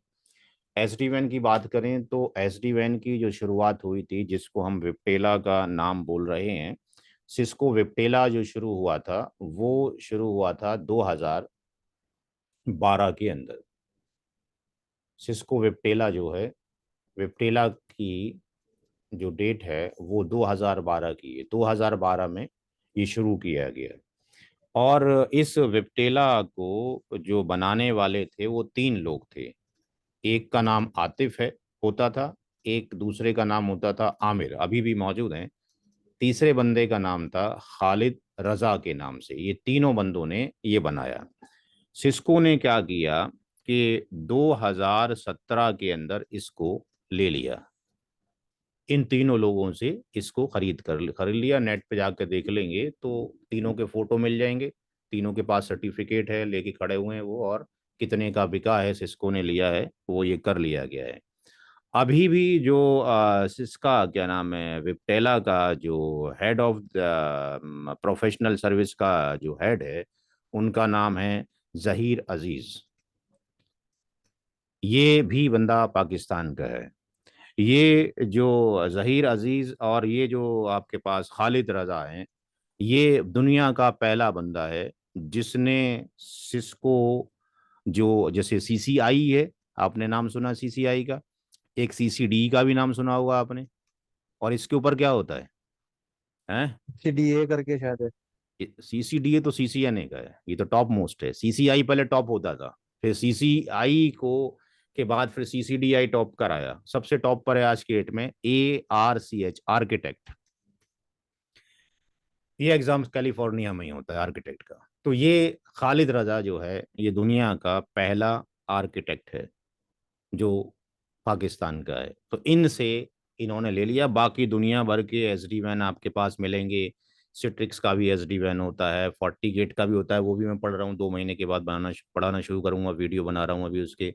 सिल्वर पीक का होता है, वेलो क्लाउड है, सेंचुरी है, कैटो कुछ क्लाउड होता है, ऐसी HP का भी होता है, आरकाया या अकाया का भी होता है, तो बहुत सारे आपके पास मौजूद हैं आज की डेट में। अब सिस्को ने इसमें SD-WAN के अंदर 2-3 बंदों को और ऐड किया है इंडियन, जैसे एक बंदे का नाम वीनू का है और एक बंदे का नाम आई थिंक रमेश है। तो फिलहाल बनाया इन लोगों ने था, बाकी सिस्को ने ले लिया। अब यहाँ पे हमने पढ़ना है कि भाई हर एक का इंडिविजुअल जो है क्या फंक्शन है, किसके इसके अंदर कितने कंपोनेंट, जिसको आर्किटेक्चर कंपोनेंट कहा जाता है, वो क्या होता है। तो यहाँ पर बाकी नोट तो आप उससे वीडियो से करेंगे करेंगे सारा, जब करेंगे तो एक टर्म होता है कि SD-WAN आर्क कंपोनेंट्स क्या होते हैं। सर ये तीनों तो इनकी खुद की अलग कंपनी वापस से स्टार्ट करी ना इन्होंने दूसरी के नाम से फिर। हाँ, दूसरा अपने से स्टार्ट की सिस्को ने। सिस्को का तो कुछ है ही नहीं है अगर देखा जाए तो। सिस्को हाँ हर एक चीज को खरीदा है, स्विच भी सिस्को का नहीं था, वो भी खरीदा। हाँ, सिस्को ने नेटवर्किंग जरूर शुरू की, लेन और सैंडी ने, जो हस्बैंड वाइफ थे, सॉफ्टवेयर इंजीनियर थे, उन्होंने शुरू की। बाकी तो स्विच भी खरीदा इन्होंने। जो ASA था, जो पिक्स था, पहले पिक्स खरीदा 2005 तक, उसका नाम सिस्को पिक्स रखा गया, फिर ASA में कन्वर्ट किया है। इस तरीके से काम हो रहा है, मर्ज हो रहे हैं सारे सारे, और क्या। SD-WAN कंपोनेंट्स फिलहाल इंडस्ट्री में, इंटरव्यू में जब आप जाते हो तो ये सारी बातें बड़ी ज़रूरी हैं कि भाई आपको क्या आता है और क्या नहीं आता है। लेकिन जब आप कंपनी में एंटर हो जाते हो तो आप ये देखते हो जो इंटरव्यू ले रहा था उसको ही कुछ नहीं आता। ये प्रैक्टिकल कड़वा सच है। बात समझ में आ रही है। At the time of interview आप मजबूर होते हो, आपको सारी चीज़ें दुनिया भर की आना चाहिए, एक मॉल की तरह, दुकान की तरह नहीं। बहुत कुछ आपसे एक्सपेक्टेशन होता है, लेकिन जब आप एंटर हो जाते हो तो आप देखते हो वहाँ की टीम के लोगों में कितने लोगों को आता है, ये रियलिटी आपको पता लग जाता है। कंपनी में काम करने वाले ना के बराबर लोग होते हैं।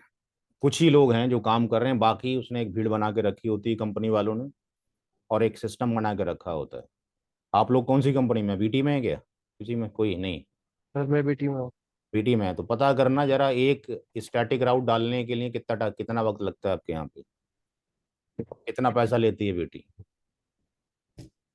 एक स्टैटिक राउट डालने के लिए आपके यहाँ 1 महीना लगता है। मेल करो, ये करो, वो करो। और एक स्टैटिक राउट डालने के लिए आप लोग 10 लाख रुपए लेते हैं कस्टमर से। आपको क्या मिलता है? तो ये जो है आरे में रेस करने में पसीना आ जाता है सामने वालों को। तो बेसिकली जो है आज की डेट में पैसा कमाने का तरीका वो है कि आप एक दूसरे को बेवकूफ बना रहे हो चीटिंग करके। ठीक है ना, अंग्रेजी जितनी अच्छी बोलनी आती है, आप 5 गुना पैसा कमा सकते हो। सारा गेम इसी का हो रहा है, और आपको पता है करना वही है जो हो रहा है। तो बस कंपनी ये बताती है कि मेल अच्छे से लिख के भेजो, तुम तो बस लॉग्स अटैच कर लिखो, मेलिंग प्लीज लिखो, 95%, काइंडली रिस्पॉन्ड। 5% काम है। देखिए इसके जो कंपोनेंट होते हैं, ये है वी मैनेजर,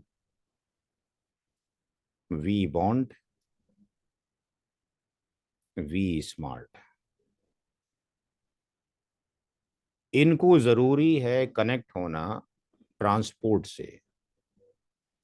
तो ट्रांसपोर्ट की कनेक्टिविटी के लिए आप MPLS का नेटवर्क ले सकते हो, आप इंटरनेट ले सकते हो, और आज की डेट में आपके पास सेलुलर नेटवर्क भी आ गया है जी, वो भी ले सकते हो। तो कम से कम 2 ट्रांसपोर्ट होने चाहिए, और हर एक जो ये वी मैनेजर और वी बॉन्ड और वी स्मार्ट है, इसकी कनेक्टिविटी हर एक से होना चाहिए। इसी तरीके से आपकी, जिसको हम P बोलते थे प्रोवाइडर, क्या नाम है, C बोलते थे कस्टमर एज, तो यहाँ पे कस्टमर एज के 2 नाम हो गए। एक हो गया वी एज। वी एज का मतलब जो विप्टेला की डिवाइस है उसको वी एज बोलेंगे, और सिस्को की डिवाइस को क्या बोलेंगे, C एज बोलेंगे। ये सिस्को एज हो गया। ये सारी की सारी क्या वैन एज हो गई। ये भी दोनों ट्रांसपोर्ट से कनेक्ट होना जरूरी है।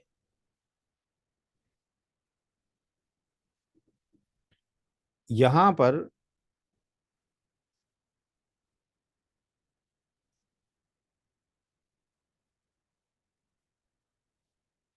ये कहलाते हैं सर्विस VPN।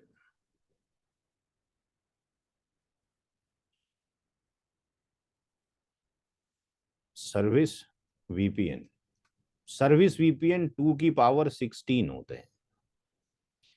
अब इसमें से जो वीपीएन है बेसिकली वो 16 होते हैं, इसको यहां से भी हटाते हैं। वीपीएन जो होते हैं वो 2 की पावर 16 होते हैं, जो वीपीएन है वो 2 की पावर 16 होते हैं। अब इसके अंदर से निकल कर आते हैं कि ट्रांसपोर्ट वीपीएन,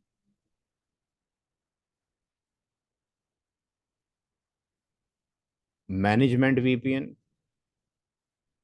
और सर्विस वीपीएन। हर एक डिवाइस के पास जैसे कि पोलो अल्टो में चेक पॉइंट में एक इंटरफेस होता है, ऐसे यहां पर एक इंटरफेस होता है जो कि डिवाइस के अंदर शोरन में हम जाकर देख लेते हैं। वहां पे ETH 0 के नाम से एक इंटरफेस फिक्स्ड है जो कि VPN 512 के अंदर है। VPN 512, VPN 512 कौन है? मैनेजमेंट। मैनेजमेंट, ये सब फिक्स है सारे के सारे। ये 10512। ये फिक्स्ड हैं। ट्रांसपोर्ट जो VPN है ये आपके पास ट्रांसपोर्ट VPN है, ये VPN 0 है, ये फिक्स्ड है। ये सारा VPN 0 है जितना भी आपके पास रेड कलर में है। इसको हम चेंज नहीं कर सकते। जैसे all the ports of the switch belongs to VLAN 1 by default. VLAN 1 is a native VLAN, we cannot create, we cannot delete, ठीक है ना, वो बाय डिफॉल्ट क्रिएटेड है। तो ट्रांसपोर्ट हो गया, VPN 0 हो गया। अब जो रेस्ट ऑफ दी बचे आपके पास, यानी VPN 1 से लेकर, क्योंकि 0 रिजर्व हो गया, 511 तक, और दूसरी 513 से 65,535 तक, ये सारे के सारे क्या हैं? सर्विस VPN है। एक ब्रांच के ऊपर ऐसा नहीं है एक ही VPN होगा, मल्टीपल VPN हो सकते हैं। जैसे कि आपने MPLS में अगर पढ़ा है तो एक होता है सिंगल VPN, एक होता है डुअल VPN है। तो यहाँ पे मल्टीपल VPN हो सकते हैं। एक डिपार्टमेंट नहीं है, मल्टीपल डिपार्टमेंट है, तो हर एक डिपार्टमेंट को अलग VPN में रखा जा सकता है। अब ये जो आपके पास है ये चीज कहलाती है, ये कहलाती है ट्रांसपोर्ट, ये कहलाती है ट्रांसपोर्ट, या ये कहलाती है अंडरले, और ये कहलाती है इधर ये ओवरले, ये ओवरले कहलाता है। अब ये जो जितने भी कंट्रोलर्स हैं,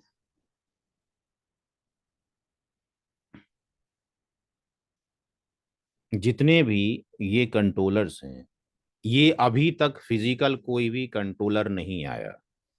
ये सारे कंट्रोलर्स क्या हैं? All are virtual, all are. अलग से इसका अप्लायंस नहीं है। पड़ेगा तो किसी हवा में नहीं लटकेगा, पड़ेगा तो किसी डिवाइस के ऊपर ही बनेगा, फॉर्म होगा, बट इसका फिजिकल अप्लायंस कोई स्पेसिफिक नहीं है। ऑल आर लॉजिकल, ये सारे के सारे क्या हैं? लॉजिकल हैं। अब इसको आप होस्ट करना चाहते हो, डिप्लॉय करना चाहते हो, आपकी मर्जी है कि आप AWS पे करें, आपकी मर्जी है, आपकी कंपनी वालों ने इसको एज्योर पे कर रखा हो, गूगल के क्लाउड पे आपके पास कर रखा हो, या फिर if you are taking the solution from the Cisco, तो सिस्को का अपना क्लाउड होगा। तो सिस्को से जब आप लोगे तो वो आपको सॉफ्टवेयर एज ए सर्विस, ये सर्विस आपको प्रोवाइड करेगा। सिस्को से आप अगर लेते हो तो ना तो आपको सर्टिफिकेट डालने हैं, ये समस्या खत्म, डालने की ज़रूरत ही नहीं पड़नी है। ना आपको टोकन नंबर और ये सीरियल नंबर डालने की ज़रूरत है, यानी ये मैनुअल काम करने की ज़रूरत ही नहीं है, ये करा कराया काम मिलेगा। और सबसे है जो हेडेक है काम इसमें सर्टिफिकेट डालने में, और इसमें डिवाइसेस को ऑन बोर्ड लाना, ये सबसे बड़ा काम है। डिवाइस ऑन बोर्ड तभी आएंगी जब सर्टिफिकेट का कॉन्सेप्ट आ जाएगा। सर्टिफिकेट में रूट आईडी होगी, सर्ट आईडी होगी, सीएसआर होगा। तो ये चीज़ें हम यहाँ पर आपको सारी मैनुअली कॉन्फ़िगर करके दिखाएंगे। यहाँ पे वी मैनेजर को ही हम बना सकते हैं, यहीं से ही जनरेट करवा सकते हैं, रूट भी और आईडी सर्ट भी, या अलग से कोई आपके पास अथॉरिटी होनी चाहिए, सर्टिफिकेट अथॉरिटी। इससे पहले अगर हम देखें तो इसका जो सॉल्यूशन था सिस्को, जब ये विप्टेला के पास था तो इसके सर्टिफिकेट सिमेंटेक दिया करता था। जब हम सर्टिफिकेट डालेंगे तो वहाँ दिखाएंगे, वहाँ पे बाय डिफॉल्ट सिमेंटेक पे क्लिक है। तो आपके पास हम इसकी अथॉरिटी जो सर्टिफिकेट है किसी दूसरे वेंडर से भी ले सकते हैं, हम अपनी लोकली भी बना सकते हैं, दोनों में कोई डिफरेंस नहीं है, क्योंकि आपने तो प्राइवेट नेटवर्क आईडी को यहाँ से एक जगह से दूसरी जगह लेके जाना है। इसको यहाँ पर आप अपने हार्डवेयर पर भी इंस्टॉल कर सकते हैं। हमने किसी को अगर अपने ही हार्डवेयर पर इसको करवाना हो तो आप जो है आमिर सर से कांटेक्ट कर लेंगे। इसको आपके ESXi प्लेटफॉर्म के ऊपर डाला जा सकता है। कितनी रिसोर्स कंज्यूम होगी, क्योंकि लैपटॉप के ऊपर तो आप इसके डायग्राम बना ही नहीं सकते हो, चाहे आप 2 लाख रुपए का लैपटॉप लेके बैठ जाएं, वो काम ही नहीं करेगा, क्योंकि आपके लैपटॉप में इतनी रिसोर्सेज ही नहीं है। हमने भी जो लगा रखे हैं, जो कनेक्ट कर रखे हैं, वो आपके पास IBM के बड़े बड़े सर्वर जो होते हैं वो कर रखे हैं, जो कि तकरीबन 8 लाख रुपए का सर्वर आता है। कंटिन्यूस को AC भी चाहिए गर्मी के अंदर, बिना उसके काम नहीं हो सकता है। मेमोरी भी अच्छी चाहिए, CPU भी अच्छी चाहिए। वो कितनी चाहिए, क्या कैपेसिटी होती है, उसके बारे में डिटेल आप आमिर सर से पता कर सकते हैं। तो अगर आप अपना बनाना चाहते हो तो आपके पर्सनल बन सकता है, और अगर आप हमारी लैब यूज़ करना चाहते हो तो हमारी लैब आप जाके rack.ncp नेटवर्क पे कैसे एक्सेस करेंगे वो आपको बता दिया जाएगा, वहाँ से आप एक्सेस कर सकते हैं। अब इनकी बात आती है कि ये जो डिवाइसेस मौजूद हैं यहाँ पे जो सी एज मौजूद है या आपके पास वी एज मौजूद है, तो ये आपके पास इसकी वर्चुअल इमेज भी मौजूद है हमारे पास, और इसका हार्डवेयर भी मौजूद है। इसका आपके पास हार्डवेयर भी है और ये इसकी वर्चुअल इंस्टेंस भी मौजूद है। हम जो काम करेंगे यहाँ पे वर्चुअल इंस्टेंस के ऊपर ही काम करेंगे। ये जो सी एज है सिस्को का, इसके अंदर CSR भी डिवाइस लग सकती है, ISR भी लग सकती है, ASR भी लग सकती है, हो सकता है कि और भी लग सकती हूँ, फिलहाल मेरे को इसी के बारे में पता है।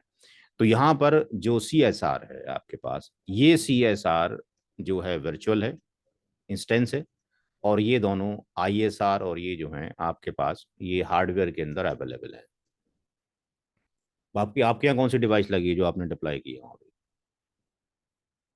सर मैंने DRDO में तो 4431 करी है, और यहाँ पे तो ASR 1100 करके चल रही है। अच्छा, 1100 चल रही है।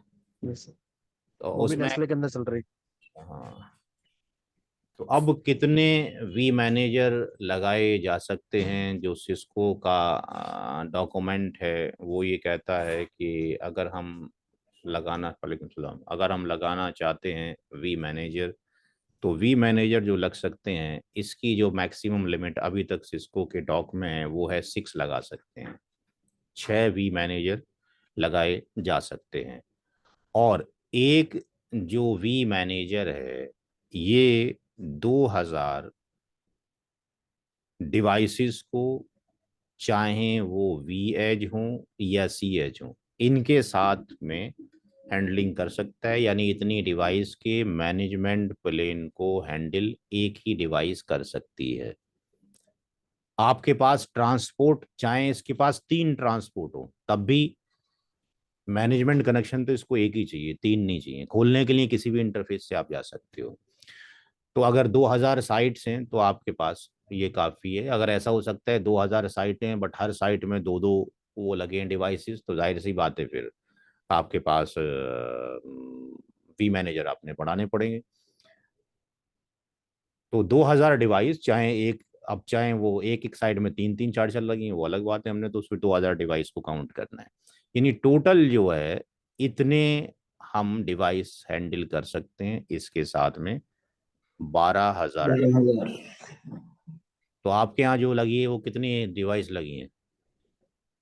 सर अभी तो माइग्रेशन चल ही रहा है चल ही डेली। रहा है। हाँ वी बॉन्ड क्योंकि नेस्ले ग्लोबली है ना, हमको ग्लोबली दे रखा है इन्होंने। अच्छा, यस सर। हाँ तो अच्छी खासी साइट लगेंगी फिर तो। Yes sir. वी बॉन्ड की जो मैक्सिमम लिमिट है, इसकी भी लिमिट आपके पास 6 ही है वी बॉन्ड की। यानी कितनी डिवाइस ऑथेंटिकेट कर सकती हैं अगर एक वी बॉन्ड लगा हो और सारी डिवाइस एक साथ आ जाएं, तो कितनी डिवाइस को ये हैंडल कर सकता है, कितनी डिवाइस को ये रजिस्टर्ड कर सकता है। 1500 डिवाइस को एक v bond at a time listen कर सकता है, उनके साथ टनलिंग बना सकता है, उनको ऑथेंटिकेट कर सकता है। 1500 से ज्यादा डिवाइस आ गई, 1501 अगर डिवाइस आ गई, तो वो डिवाइस का ऑथेंटिकेशन फेल हो जाएगा हमें, और हमें डिवाइस चाहिए होगी। तो हमें यहाँ पर एक डिवाइस इतने लगा रही है, 6 डिवाइस ही हो गई, तो 6 डिवाइस में कितना हो गया, 1500, 15 छिक्का 90, 9000 डिवाइस हो सकती हैं। वी स्मार्ट का जो रिलेशन है बेसिकली इनका, तो इनके लिए तो एक एक कनेक्शन ही काफी है। वी मैनेजर के लिए कितने भी ट्रांसपोर्ट हो, यहाँ पे एक ही कनेक्शन काफी है। वी बॉन्ड के लिए भी एक ही कनेक्शन काफी है। लेकिन वी स्मार्ट की समस्या दूसरी है। वी स्मार्ट की समस्या ये है कि जितने कंट्रोल कनेक्शन, जितने ट्रांसपोर्ट होंगे एक डिवाइस के ऊपर, हर एक से मुझे आउटपुट चाहिए। तो वी स्मार्ट जो आपके पास है, इसलिए सबसे ज्यादा इसको रखा गया है। ये आपके पास मैक्सिमम 20 हम लगा सकते हैं। और एक जो वी स्मार्ट है वो 5400 कंट्रोल कनेक्शन, यानी अगर एक ट्रांसपोर्ट है तो एक कंट्रोल कनेक्शन ये बना, दूसरा कंट्रोल कनेक्शन ये बना। अगर एक और ट्रांसपोर्ट यहां पर होता और ये यहां से कनेक्टेड होता, तो इसके ऊपर कितने हो जाते, 3 कंट्रोल कनेक्शन हो जाते। तो जितने ट्रांसपोर्ट हैं उतने कंट्रोल कनेक्शन बनने, और जो यहाँ पर नेटवर्क हैं, हर एक कनेक्शन से यहाँ पे पहुंचनी है। कैसे पहुंचेगी वो हम बाद में देखेंगे। तो 20 का मतलब ये हो गया कि वो कितने बना सकता है, 20 गुना ये हो गया, 3 जीरो ये हो गए, और 4 दूनी 8 हो गया, 2 पंजे 10 हो गया, 1,08,000, 1,08,000, 2 और 1 3, इतने कनेक्शन आपके पास ये बना सकता है। जब हम ये कमांड चलाते हैं इस राउटर के ऊपर, ये कमांड चला के आपने देखी होगी, शो OMPPR चला के देखी कि नहीं, मौका मिला कि नहीं मिला जी अभिषेक?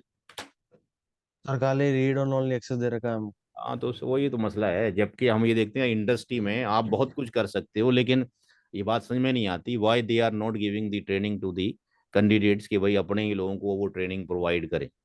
और अच्छी ट्रेनिंग हो सकती है, एक डमी सर नेटवर्क बन जाए ऑफिस के अंदर। भाई इंडस्ट्री में पैसों की कमी थोड़ी है, लेकिन वो ये करने ही नहीं चाहते। ये करना चाहें तो बहुत आसानी से काम हो सकता है। तो जब तक फुल प्रिविलेज नहीं होगा, जाहिर सी बात है, बंदा हाथ पर क्या मारेगा।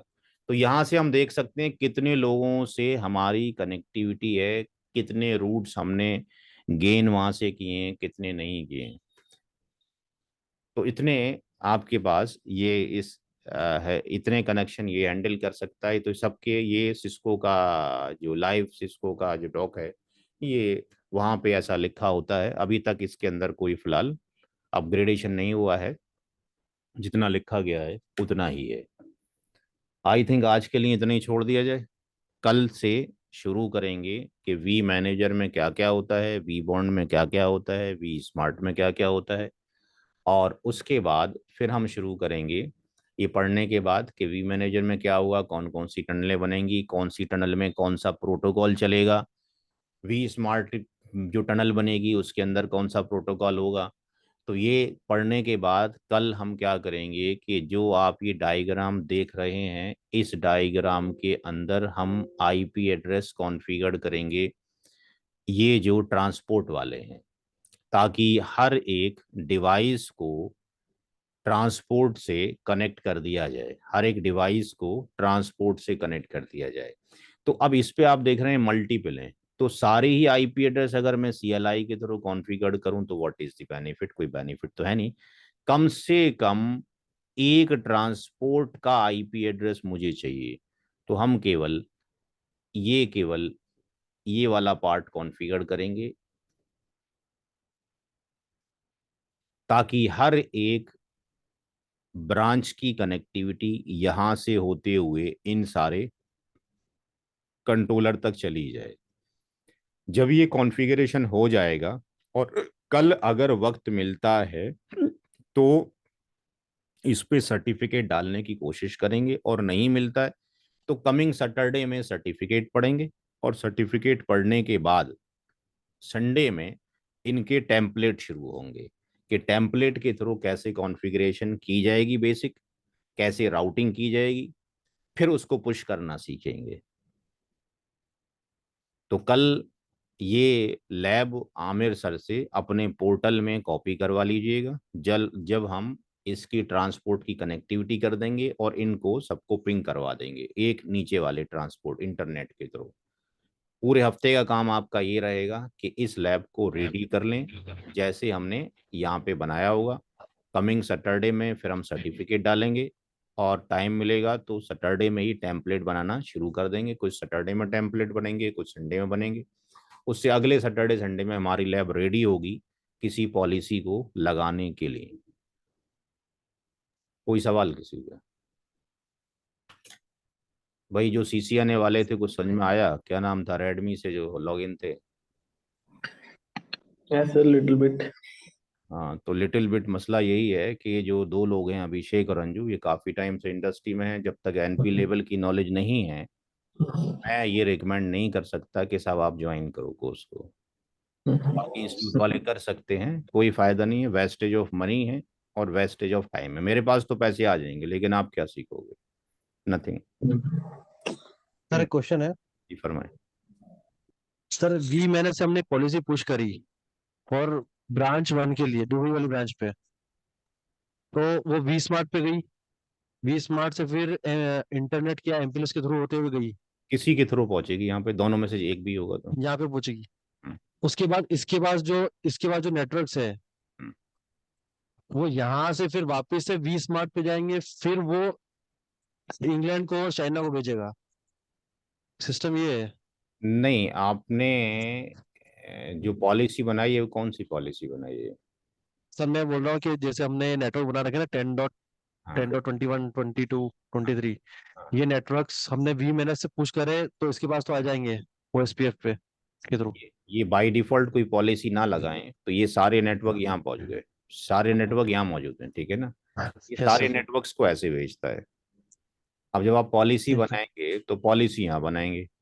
आप नहीं चाहते कि ये वाला नेटवर्क यहाँ और यहाँ जाना चाहिए, यस सर। वाला नेटवर्क यहाँ और यहाँ जाना चाहिए।